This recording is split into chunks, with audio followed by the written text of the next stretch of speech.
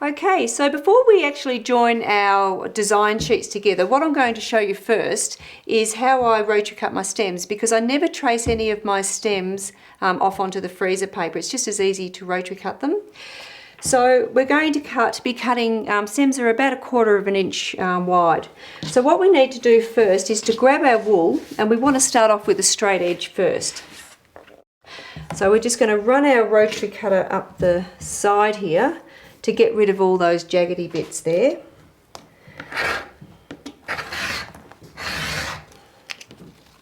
Pull that bit off. Now there's no need to cut your stems on the bias when you've got nice curves in a design, because the wool is very forgiving, and it will just curve into place, which is what's really nice about using it. So you can see how really easy it is to cut with your rotary cutter. So I'm obviously wanting a really long stem for this design. So just pop that excess aside. You spin it around, depending on whether you're left-handed or right-handed. I'm right-handed, obviously. So we've got our nice straight edge there. So we're going to run the 1/4 inch line on our ruler down along our wool here. Now some people get a little bit nervous about cutting these narrow stems, but there's nothing to worry about. Just tease it in so that the 1/4 inch line is right along the edge of your wool here.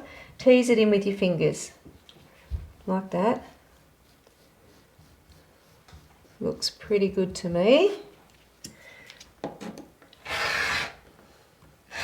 You notice I always pause and then keep cutting. Pause, keep cutting. I find if I do one long cut, I always end up making a bit of a whoopsie-doodah, so I always tend to pause. Reposition your wool and your ruler again. You can see here that the wool is sort of on, the wrong side of the 1/4 inch. I can just push it in up toward that mark, and that's how forgiving it is. So it makes it really super duper easy. Okay, ready for our next cut. Now we need to cut a couple of stems with this design, but I'm just going to demonstrate cutting this one now, just so you know how I do it. Okay, and we'll just finish off that last bit. Again, tease it back to that 1/4 inch, and you're done. So you've got yourself a nice long stem there. Nice and narrow, so it's going to give you a really nice fine look on your work. If you think that you'd like to have your stem a little bit wider, just cut it a little bit wider, that will be fine. So we're just going to pop that aside now, and we're going to move on to joining the design sheet. Now all of my design sheets in my pattern are full scale, and it will show on the design sheet where you need to match up each section. I just use a bit of sticky tape, or I think you guys over here call it Scotch tape, but sticky tape in Australia. Now for this particular design, you can join one whole length of the design. So we're not just going to work on one half and then have to flick it over and do another side. We've got one full length of design sheet. So that's our centre, and it says join border applique design sheet 3 of 5. This will just take me a second to get myself organised here, but that's looking about right. So we're going to, just a matter of lining up those lines. See how we're looking at these reference lines here, these dash lines? I'm going to line them up with the ones underneath. Now we can use the light box for this if we want to, but I think for today we can do it fairly easily. So you can see how that stem comes across here. That leaf shape is joining onto that one there. Now we'll just grab our sticky tape. Now you can glue it if you want, but I just prefer to use the sticky tape. Some people may know this as Scotch tape or transparent tape. We'll just pop a little bit down there. Another bit there. Pop a little bit in the centre if you like. Leave those ones aside for a minute. Again, I'm going to line up these lines here. So it's pretty easy to do to make your master pattern. Sometimes sometimes if you're working on a large block, like a 30-inch block, and it's a symmetrical block, the design sheet may only show just a quarter of that design. So that's when you would be just positioning a quarter at a time. So you'd pop your design sheet down, and as you've positioned you'd rotate it and complete the other quarter. Okay, so we've joined all of those pieces together with our sticky tape, and this is how it will look. So you've got one long design sheet there. So it's the complete top border of the quilt that we're going to be working on. Okie dokie. So we're just going to pop that aside for a minute because I did a little bit of preparation earlier before we came on set. And what I'm going to talk to you about is the background.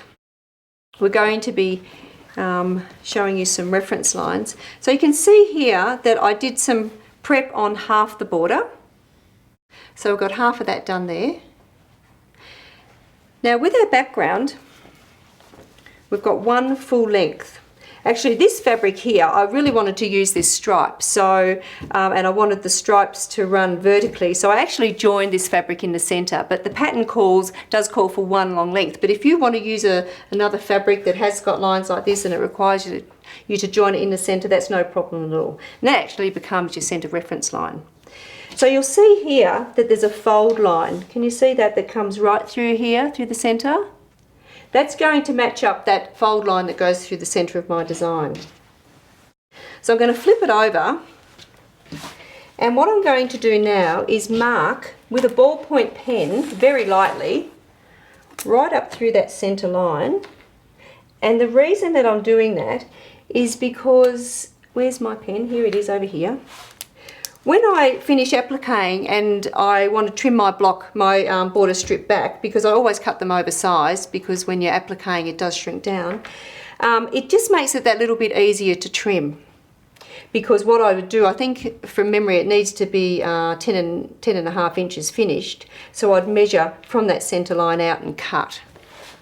It just gives it, makes it a little bit easier for me. So I do that on the back of all of my applique. So I'm just going to run that through, just see ever so slight. It only takes a minute to do it. Some people don't like using a biro on the back of their work. That's okay. Use a mechanical pencil, ceramic marker, whatever tool you like to use, but I just use a biro. I'm a bit of a rule breaker. I break a few rules, but that's okay. So it's really light.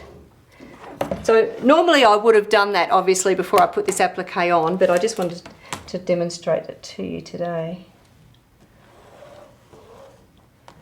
So you can see I'm going over a few bumps in the applique there. Okie dokie, let's go. So I've put that centre fold line through the length of my border, and you can either finger press it or you can press it with an iron. Sometimes you get a nicer, crispier line if you do it with the iron. So you'd finger press or iron that line all the way through, okay, right up to the very end. You'd fold it in half and you'd find your centre line. Now we know, I just said to you before, this is the stripe that I'd joined, so this is actually my centre line. But if it was one long length, you'd fold it in half and finger press or iron that centre line. And then what you're going to do is pull your light box in, and you've got all the reference marks now on your background. And you're going to position your design sheet over your light box. Now these are dinky little light boxes. These are the Crayola light boxes. So they're just a really nice size, even though this is a big project, still works really well. But they're a dinky size to take to class if you need to. So we've already positioned the left-hand side. So now what we're going to do is position the right-hand side. So we're going to flip it around. We're going to find the very centre of our design. So our centre line going vertically and our horizontal line. Now I'll just grab the pins, pop a pin right in the centre there, and then what I'm going to do is find the centre line here where it crosses over, and it's right here. See where my finger's pointing? You got that. And pop the pin through down into there. And just pin through to my design sheet to hold in place. So now what I'm going to do is follow this crease line that we put in earlier along that reference line on the design sheet that runs right through the centre. And what that's going to ensure is that it's centred all the way along. Whoops, where are the pins?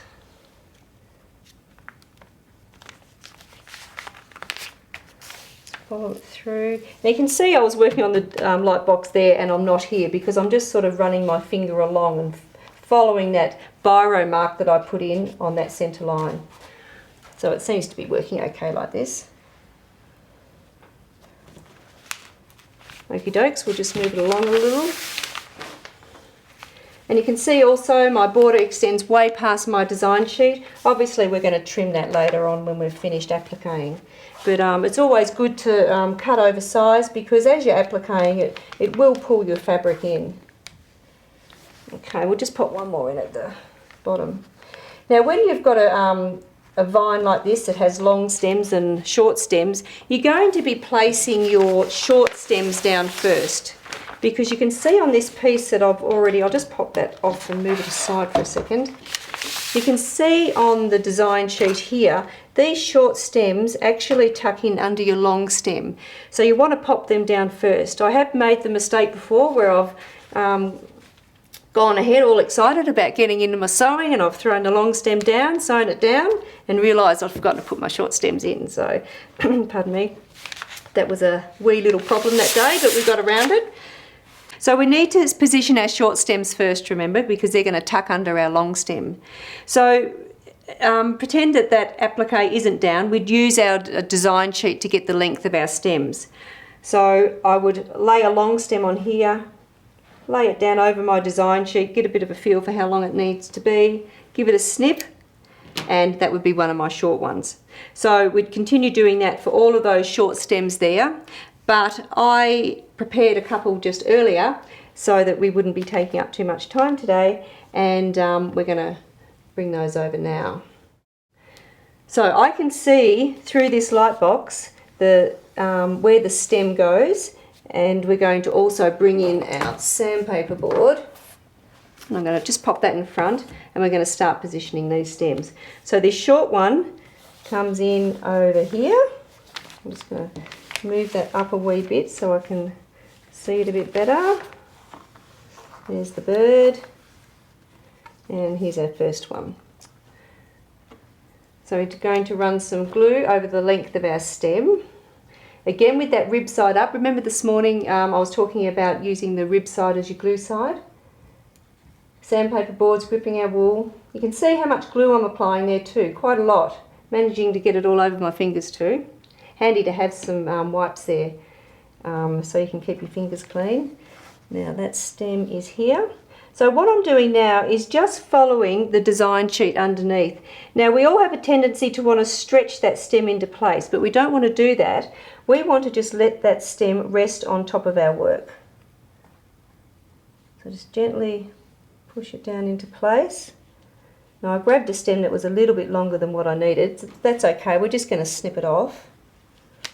So I'll just snip there, pop that aside. Now I use my scissors, the tip of my scissors, just to tease that into place.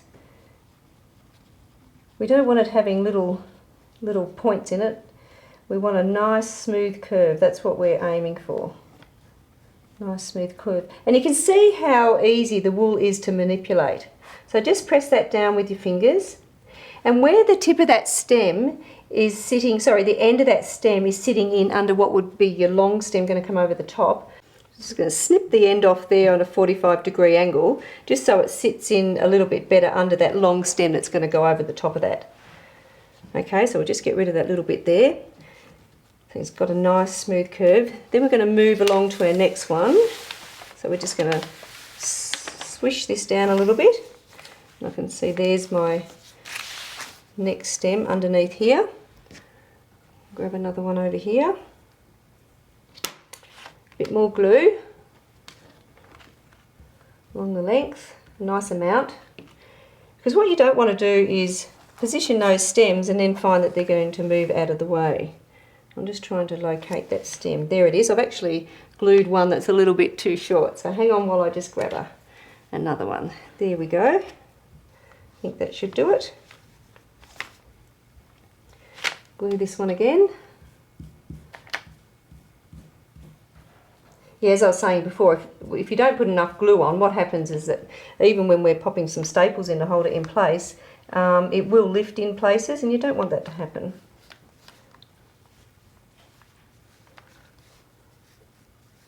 Again, use your scissors just to tease it into place so you've got a nice smooth curve. Press it into place, following that outline underneath on your design sheet. Again, I'm just going to give it a little snip on a 45-degree angle and put that little bit aside. So what I've done is position this stem that's over on the other side. Scoot it along again, and we're now going to be positioning a short stem. So this little shorty over here, we'll grab it.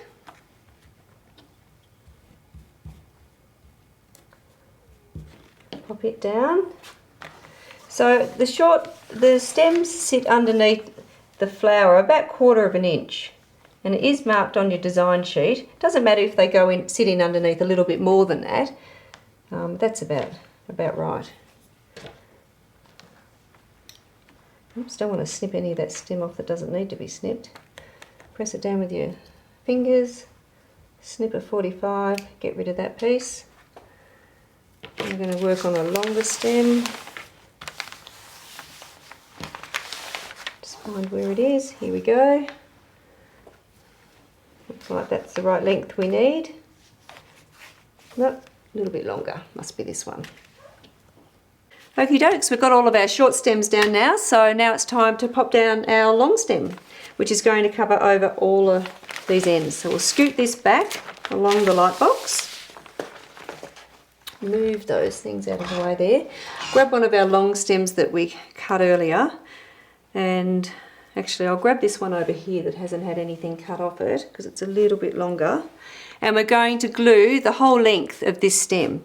So it's going to take me a little second to do this, but we're just going to run the glue along the length just like we did with the short ones, really quickly.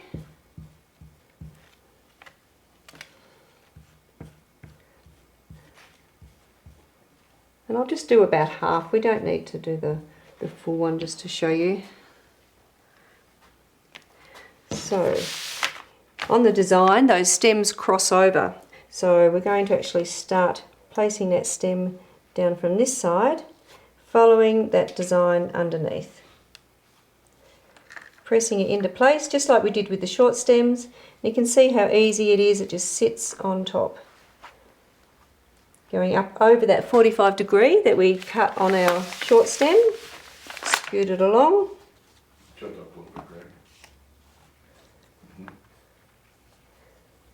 Around. Now again, you don't have to cut your wool on the bias to make it curve nicely. I keep saying wool is very forgiving, and it is. It will just, you can manipulate it into place very easily. So then you would just continue on. I haven't glued the rest of that stem, but you would just continue on popping that stem down. It goes right down to the end.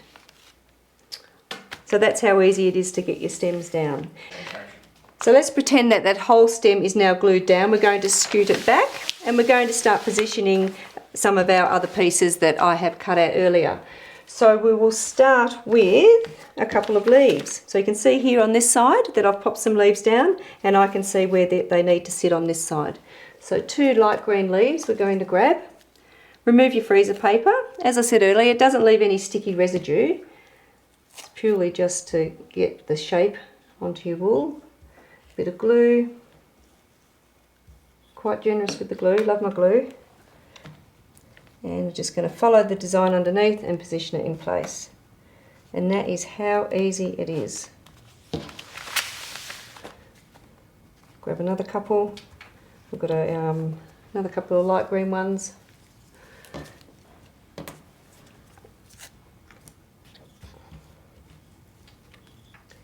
Pull the freezer off. With the flowers, the little white bits that go underneath, I'll show you those in a sec. I tend to glue those to the red piece before I put it down, but I'll show you that in a second. So these flowers here that I've prepared, that one with the little cream tip, I'll pop a bit of glue on both of those, just round and round, and then on the red flower. See how easy it is with that sandpaper board? You wouldn't do without it. And I'll just eyeball that. You don't really need the design sheet to work out where that circle needs to go. Now this flower sits down on the end of here. So again, following that outline underneath, just position it in place. So you're going to continue working in that manner along the whole section there until you've got it complete, just like I have here on the other side. So we're going to scoot over now and we're going to get rid of this light box for a second, because what I'm going to do is show you my stapling technique here, which isn't too hard, but it's a good trick to know. You're going to remove your background from your design sheet. I have been known to staple my background to the design sheet before. A bit of extra work getting the staples out from that. So we're going to take all those pins out that we put in earlier and pop the design sheet away from that.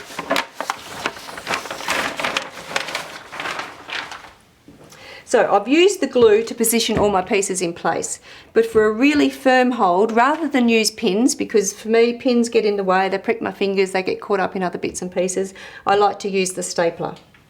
Now it's just a general office stapler. If you're working on a really large block, then you could use a long arm stapler, which is about 12 inches in length, and it enables you to get right in underneath the background and staple big sections. So I'm going to run my staples. First of all, I'm going to do the stems, and what I do is I run the staples closest to one edge first, and I put them really close together. And the reason I run them along one edge first is because it is a really narrow stem.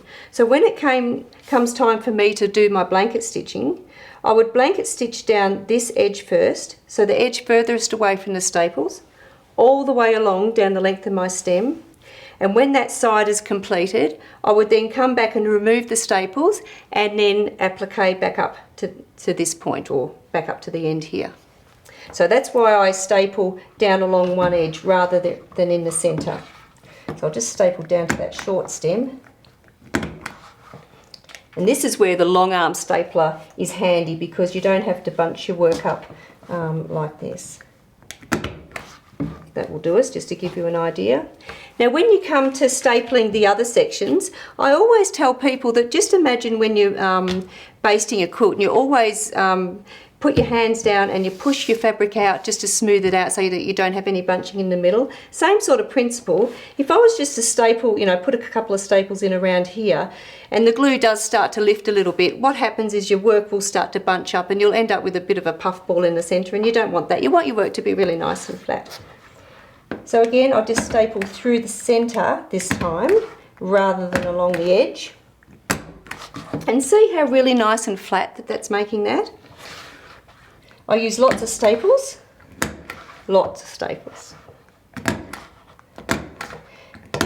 People do say, does it damage your work? And I say no. The wool is self-healing, and that's one of the good properties about it. It doesn't leave any holes in the wool. Whoops, I think we might have a little problem there with the stapler, but that's stapled enough there. So you would continue working in that way with your staples over the entire piece. Now in a flower such as this, I'd put one in the centre, and I'd always make sure that I never stapled across two pieces, two applique shapes, because if you do that, when you're appliquing around, that staple's going to be in your way, so you're just going to have to stop and remove it. So always keep your staples away from the edge where you're going to be stitching. So I'd pop one through the center here, and then I'd pop a couple just around the outside. So if you're wanting to go to class, you're wanting to prepare this at home and you're wanting to take it to class, you know that you can just wrap it up, throw it in your bag, and none of those pieces are going to move, and you're not going to risk a little birdie dropping off or something like that. So you can see how easy it is to staple your pieces in place, and it gives you a really nice firm hold. People ask me why I don't use fusible web. There are a couple of reasons for that. One, if you are tracing your design onto fusible web and you iron it into place onto the background, and you've actually positioned it into a place where it wasn't meant to be, if you were to try and remove that piece, it's going to leave a little bit of sticky residue on your background, so you've wasted that little section. And secondly, the heat from the iron, you have to apply a lot of heat. Well, I personally have found that you have to apply a lot of heat to the fusible web. So by doing so, you are flattening all those lovely fibres that we love about wool. So that's the other reason why I don't do it. So that's it, all going to be stapled in place, ready for the applique, the blanket stitch.